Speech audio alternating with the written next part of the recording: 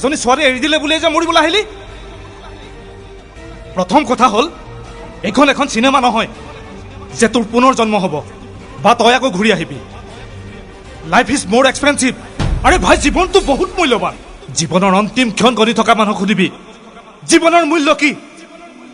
আৰু যি প্ৰেমৰ কাৰণে তই মৰিবলৈ ওলাইছ, বিশ্বাস কৰ তই মৰাৰ পিছত সেইজনী ছোৱালীয়ে নতুন এটাক প্ৰেমত পেলাবলৈ এমাহ সময় নালাগিব।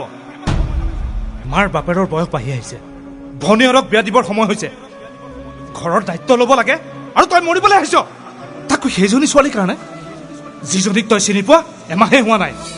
তোৰ অবিহনে যদি তাই জীয়াই থাকিব পাৰে, তাইৰ অবিহনে তই কিয় জীয়াই থাকিব নোৱাৰ?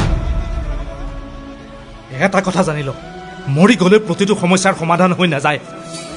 উঠ আৰু নিজকে প্ৰতিষ্ঠা কৰি প্ৰমাণ কৰ, যাতে তাই উপলব্ধি কৰে তাই জীৱনত কি হেৰুৱালে। চা ভাই, মই বেছি কথা নাজানো, কিন্তু এটা কথা জানো, এই পৃথিৱীত সকলোৰে কাৰণে মূল্যৱান হৈছে মা দেউতা। যদি তেওঁলোকক হেৰুৱাৰ দুখত আমি মৰিব নোৱাৰো, তোক বুজি নোপোৱা দুদিনৰ চিনাকি সেই ছোৱালীজনীৰ কাৰণে কি ঘেণ্টা মৰিবলৈ আহিছ?